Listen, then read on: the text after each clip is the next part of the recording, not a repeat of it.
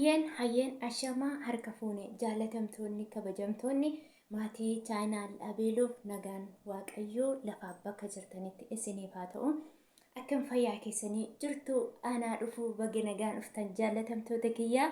Anis kunoo isiniif dhufeetiniin jira akkam turtiin keessanii nafaanuma jirtusaa bakka har'aa gaaffii keessan hundaa walitti qabeetanii waa'ee hergiroo irratti gaaffii baay'ee hundumti keessan na gaafattan.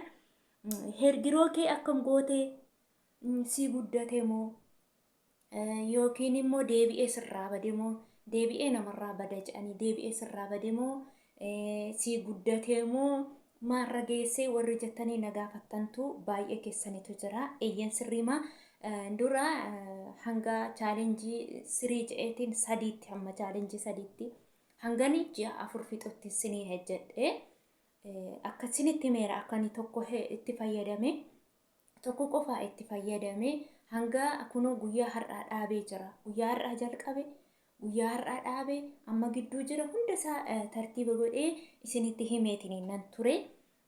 Har'a immoo deebi'eetiin namoonni baay'een immoo maarra geessee namarraa bada jedhanii sirraa badee moo sumarra jira jettanii baay'een keessan gaaffii keessaa na gaggaafattan jirtu. Komentii jalattis na gaggaafattan jirtu.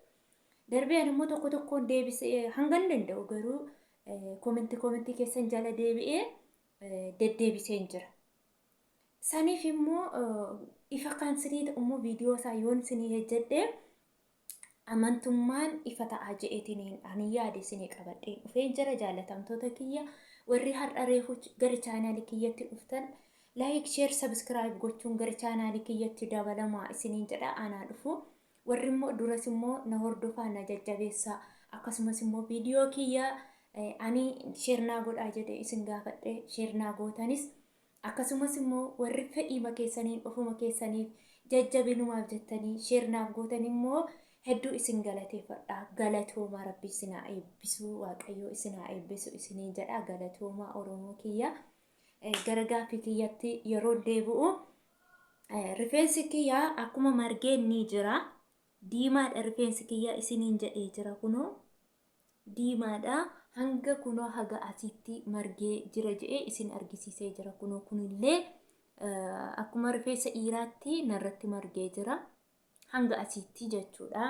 Asinillee kunoo akkasuma hanga dhiiraatti narratti margee jira. Isa asirraa garmalee natti baay'ate jennaan asiitiin jechuun nama qaaneessa. Hijaaba yeroo uffadhee nan deema yaa'u akka waan nama qulqullina qabnee nama fakkeessa saniif jecha hijaaba yeroo uffadhu dhokachuu hin dandeenye kanarra gadi dhufee jechuudha. Kanarra gadi dhufee rifeensi kiyya diimaa ijaa ta'eef malee kanarra gadi dhufee baay'ee ta'ee jennaan mishuuxi shisma waan rifeensa bobaa jalaatti haa dambeektusa isumaatiin gadi nanaade.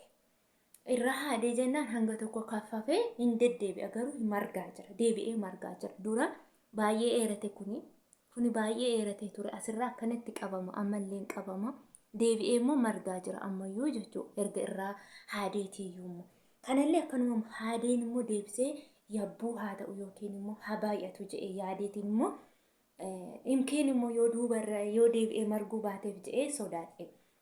Akkuma jettan immoo hanan fayyadame hamma ji'a 4 qofaatti fayyadame jedhee isinitti himan. Ji'a 4 qofa itti fayyadame. Erga ji'a amma kunoo ji'a 6.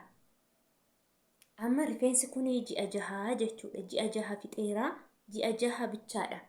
Amma ji'a 2 guutuu hin dibanne ani. Kalaas tokko qofa itti fayyadame. Ji'a 2 hin fayyadamne. Gaafan dhaabe siniin jedhe sanarraan kaasee nan dhaabe. Garuu immoo qibaatota ani fayyadamu rifeensa kiyya yaani kanaaf jedhee jechuudha. Isa kanaaf yaa'u rifeensa koo akka baay'atu wayis immoo akka eeratuuf tiriitimentii adda addaa hojjechaan ture. Isaan sana hankana akka narraan umneef sababa godhe immoo akka kiyyatti kan ani yaadu ijoollee baay'ee nurraa umaa jedhan.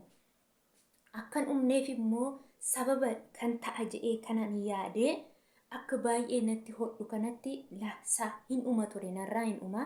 Yeroo hedduu hijaaba ijaan uffadhee ofumaa rifeensi kiyyayyuu laafeeyyuu hin bubuqqa'a ture. Garuu anis ittuma jabaadhee tiriitimentii adda addaa hojjedhee rifeensa kiyyaaf kana bichaa otoo hin taane hannee jedhee isa kanaaf hin jedhaan ture tiriitimentoota baay'ee hojjechaan ture isin argisiiseera. Kanaan duras viidiyoolee hojjedhaa ture keessatti kananii yeroo hundumaa itti fayyadamu isin argisiiseetaniin ture.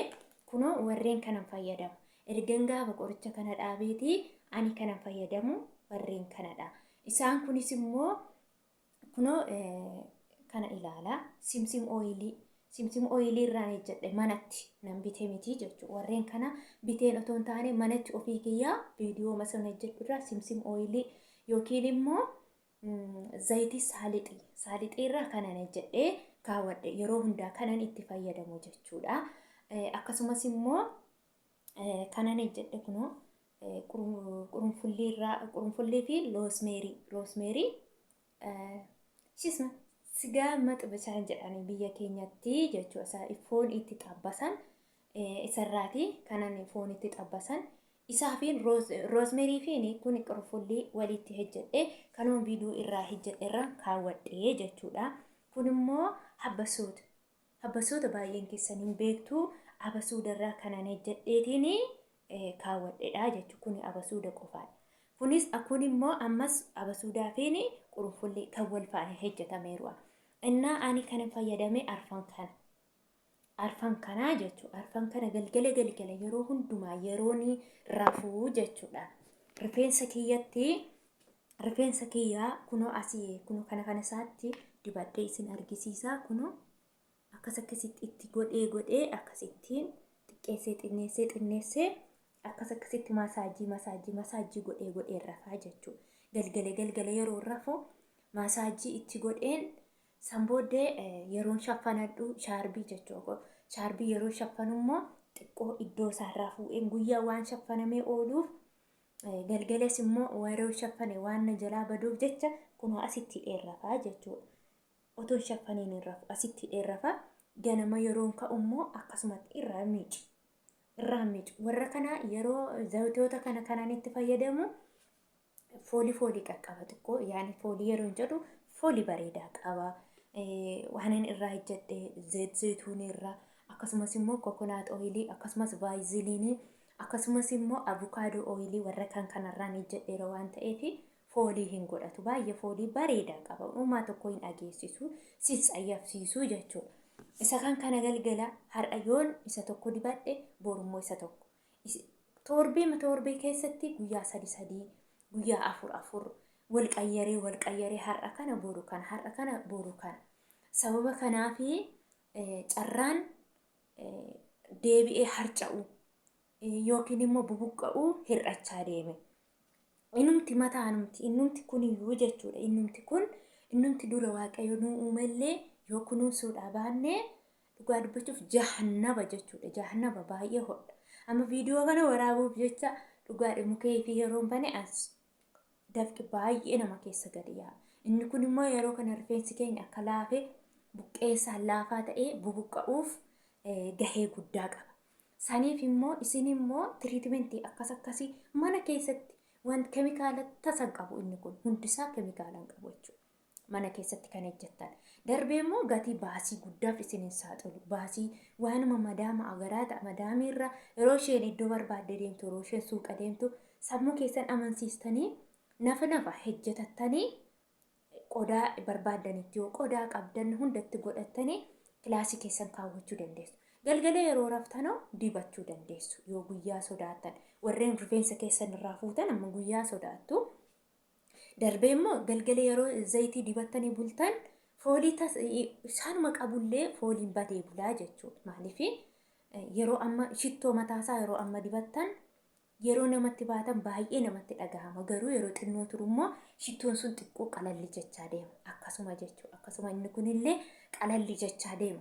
Kanaaf gaaffiin keessan hundumti keessan warri gaaffii na gaafattan bitaa itti fayyadama.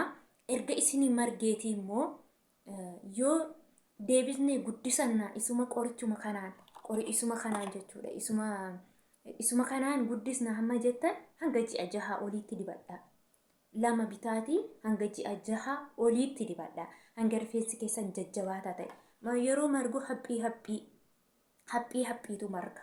Sababa kanaaf immoo isin yoo itti fuufnee dibannaa jettanii itti fuuftanii dibachuu barbaadan lamatti fayyadamaa. Hanga dhumutti lamaan isaatti fayyadama. Maaliif isinii guddisa? Ani abdii ani godhadhe zayitootan kana ijaan ejjedhuuf jecha maaliif jijjiirama dura rifeensa kiyya irratti waanan argeef inni kuniyyuu naa guddisa. Maaliif hin qarshii kiyya baasa inni kuniyyuu naa guddisa jedhee kan ani tokko bichaatti fayyadamee jechuudha. Kanaaf isin yoo barbaadan mana keessaatti godhaa tiriitmentii keessan itti fayyadama. Darbee immoo warri dhiiraa immoo zayitii adda addaa fayyadamu baay'ee sinii hin mijatu. Otuma sinii mijatee dibachuu hin feetan sababa ta'eef lamatti fayyadama. Lamatti fayyadama hanga aqee rifeensi keessan guddatee jajjabaataa ta'utti lamatti fayyadama. Isiniin jedha obbolootan kiyyaa gaaffii tokkoon keessan na gaafattanii gaaffiin keessan isinii deebi'eera jedheetaniin abdiinaan qabaa. Ammallee immoo karaa biraa gaaffii yoo qabaattan yoo hanga danda'e jalatti isiniin deebisa. Yeroon akkas naa qaqqabame immoo saayitii argadhe immoo akkanuma viidiyoolee waraabeetaniin isinii maxxansuu nan danda'a isiniin jedha. Jaallatamtoota kiyya baay'ee isiniin jaaladha. Akkanuma anis dura baay'ee rakkadha dhugaadha. Nam tokko gaaffii gaafattanii yeroo gaaffii keessan eegdanii dadhabdan viidiyoo nama sanaallee ilaaluu sin jibbisiisa. Sobduu jechuun ni dandeessu ni sobdi. Otoo dhugaa ta'eeti maaf deebi'amee akkeetti yaani irra deebi'amee maaf nuun hojjetamne jechuun ni dandeessu. Sababa kanaaf gaaffiin hunda keessanii isinii deebi'eera jedheetiin na yaada. Akkasumas immoo yoo kanarratti isinii ta'uu baate immoo lakkoofsa kiyyaallee isinii laachuu nan danda'a. Lakkoofsa kiyya qabadhaatiin karaa waatsaappii na gaafachuu dandeessu. Lakkoofsi kiyyaa kooddii wajjiniin isinitti nan hima 9 6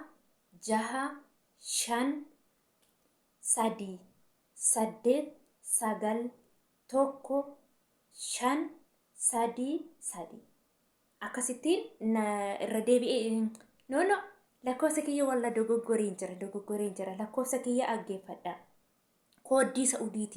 Kooddii Saa'udiitiin yoo qabattan lakkoofsan amma ani isinitti himu kana kooddii isaa 966 qabattu. Isa booddee immoo duwwaa 5 itti aansitanii duwwaa 5 38 91 85 53 irra isinii deebi'a.